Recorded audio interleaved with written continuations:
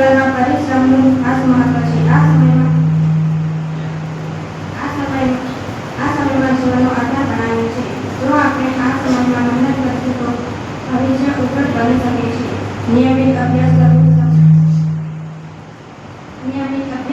સમયનું યોગ્ય આયોજન કરવું અને સતત પ્રયત્ન કરવો.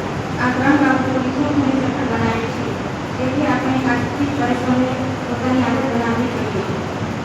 વાર્તા. એક નાનું ગામ હતું. ત્યાં રમેશ નામનો એક ગરીબ છોકરો રહેતો હતો. તેના પિતા એક ખેડૂત હતા અને આર્થિક સ્થિતિ બહુ સારી ન હતી. છતાંય રમેશના સપના બહુ મોટા હતા. તે ભણવા માંગતો હતો અને એક દિવસ મોટો માણસ બનવાનું ઈચ્છતો હતો.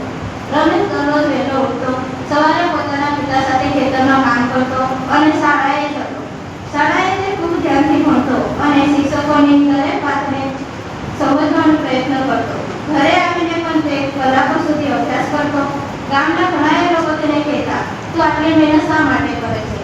તારી પાસે કંઈ સગવડ નથી. પણ રમેશ હંમેશા હસીને કહેતો, મહેનત એ મારી સૌથી મોટી તાકાત છે.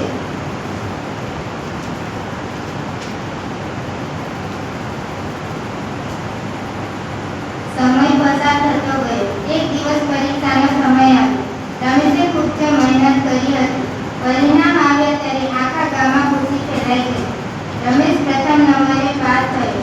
તેના શિક્ષકો અને માતા પિતાને ખૂબ ગર્વ થયો.